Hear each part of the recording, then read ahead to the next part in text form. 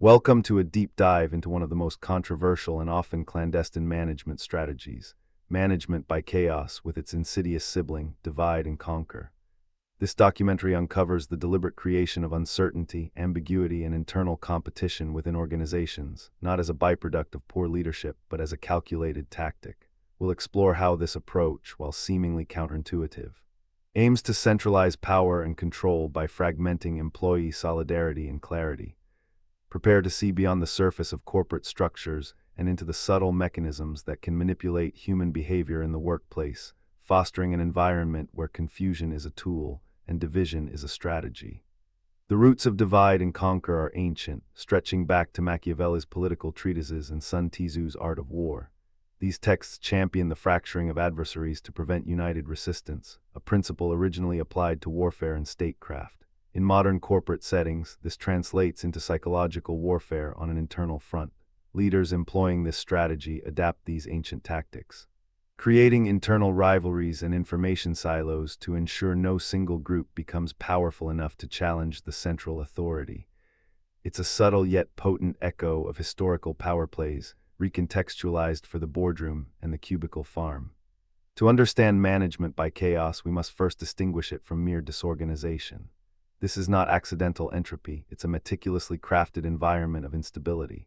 Think of it as a controlled experiment where parameters are constantly shifting, roles are deliberately vague, and priorities are fluid. The goal isn't necessarily productivity through clarity, but rather dependency through confusion. When employees are uncertain about their roles, their future, or even their reporting lines, they become less likely to form cohesive units and more likely to look towards central authority for direction, even if that direction is fleeting. The divide and conquer manifests in numerous ways. It begins by fragmenting the organizational structure itself. Teams are pitted against each other for resources, recognition, or even survival. Departments are encouraged to compete rather than collaborate. Individuals are often given conflicting instructions or placed in ambiguous roles that naturally lead to friction with colleagues. Information is carefully compartmentalized, ensuring that no one has the complete picture, thus preventing a collective understanding of the broader organizational goals or challenges. This strategic isolation dismantles potential coalitions and fosters an every person for themselves mentality. Once division is established, the conquer phase begins. With employees and teams fragmented, the central leadership stands as the sole unifying force, the ultimate arbiter of truth and decision. All roads lead back to them. When internal conflicts arise, leadership steps in as the problem solver, reinforcing their indispensability. This strategy cultivates a constant sense of dependency on the top echelons, diminishing any collective bargaining power or shared vision amongst the workforce. The chaos serves to obscure the true power structure, making leadership appear as essential navigators through self-inflicted storms. The psychological impact on employees under management by chaos is profound and damaging. Constant uncertainty breeds chronic stress and anxiety. Employees live in a perpetual state of fight or flight, never knowing what new directive, restructuring, or arbitrary decision will come next. Trust in leadership erodes, as do relationships with colleagues who might be perceived as competitors. This environment fosters cynicism, fear, and a deep sense of insecurity, leading to burnout and mental health issues. It's a management style that weaponizes the human need for stability and clarity, leaving a trail of exhausted and disillusioned individuals. Eroding team cohesion is a cornerstone of this strategy.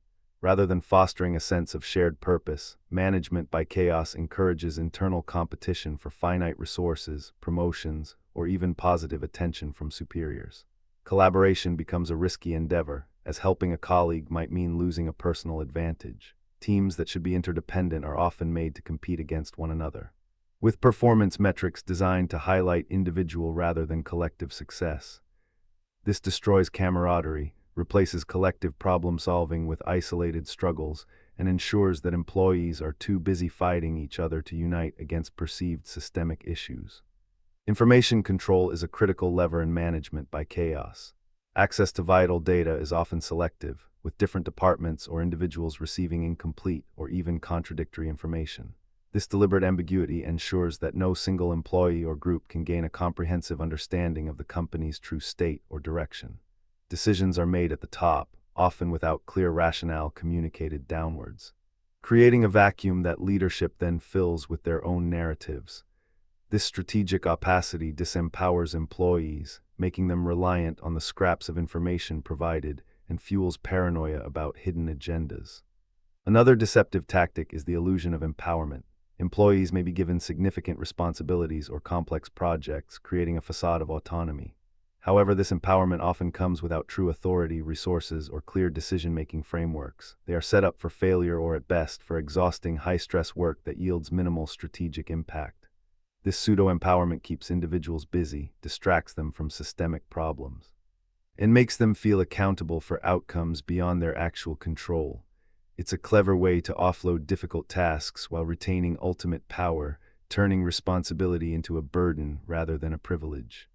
While management by chaos can sometimes deliver short-term gains, perhaps a sudden burst of productivity from fearful employees, or quick decisions made under duress, these come at an immense long-term cost. The constant churn and internal strife exhaust the workforce, leading to high turnover rates and the loss of institutional knowledge. Innovation stifles as employees become risk-averse, fearing mistakes in an unpredictable environment. The organizational culture becomes toxic, tarnishing the company's reputation.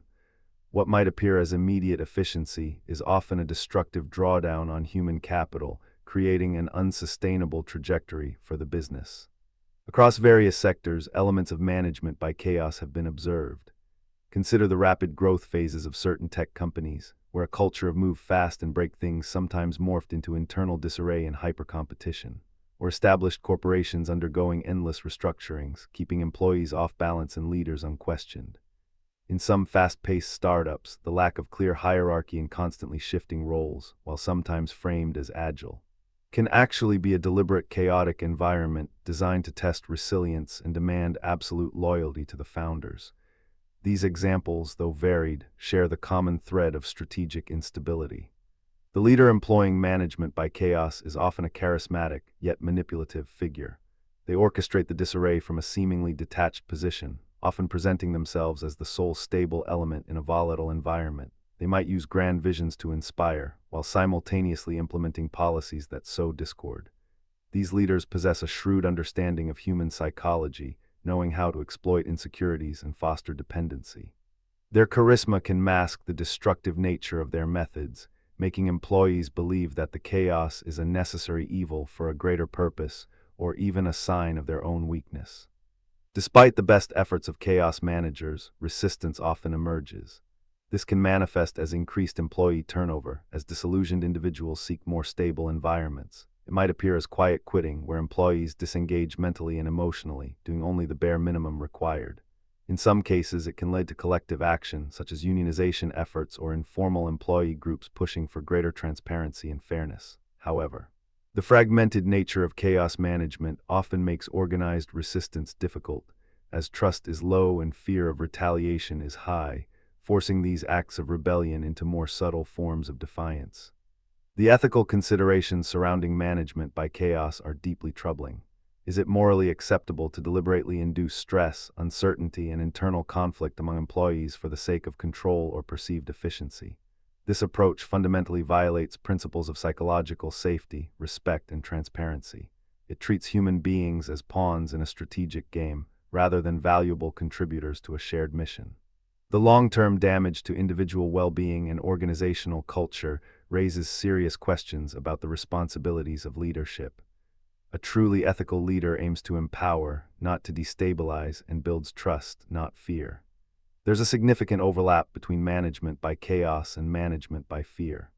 The engineered uncertainty in chaos management often serves as a powerful instrument of fear. When employees are unsure about their job security, their performance metrics, or even the basic stability of their department, fear becomes a potent motivator.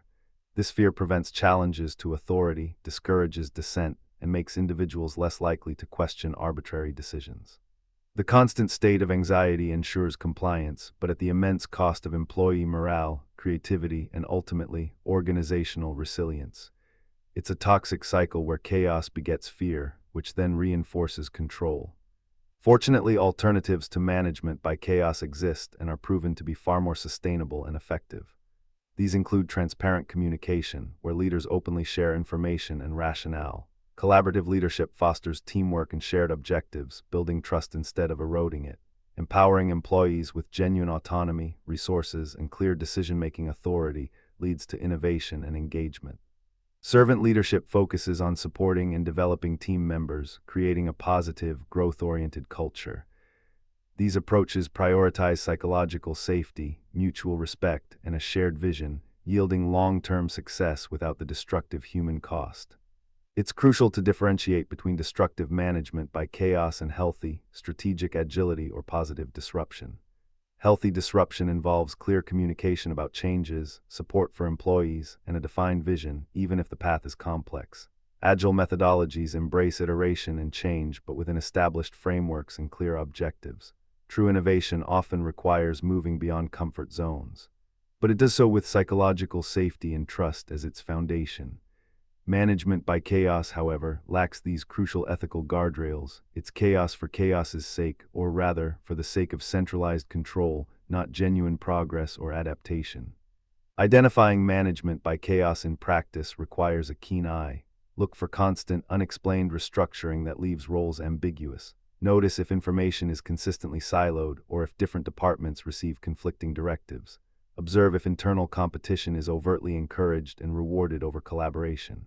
High employee stress levels, frequent burnout, and a pervasive sense of insecurity are strong indicators. A culture where mistakes are severely punished and speaking up is risky often points to an environment built on fear and intentional instability. If the leadership appears to thrive on confusion and emergent crises, this strategy might be at play. The long-term consequences for organizations that persist with management by chaos are dire. Talent drain becomes inevitable as the best and brightest seek healthier environments. The company's ability to innovate plummets as creativity is stifled by fear. Reputational damage makes it difficult to attract new talent and customers. Ultimately, such an organization becomes brittle and unsustainable, prone to internal collapse when faced with genuine external challenges. What began as a strategy for control often ends in self-destruction, proving that true power lies not in manipulation, but in building a cohesive, trusted, and empowered workforce. In conclusion, management by chaos, divide and conquer is not a sustainable path to success. While it may offer leaders a fleeting sense of control, it comes at the cost of human dignity, psychological well-being, and organizational health. True leadership fosters an environment of trust, transparency, and collaboration, where every individual feels valued and empowered. The future of effective management lies in building strong, unified teams, not fragmented individuals. It's a call for empathy, ethical practice, and a recognition that the most powerful organizations are those built on respect, shared purpose, and collective strength, not on fear and engineered confusion.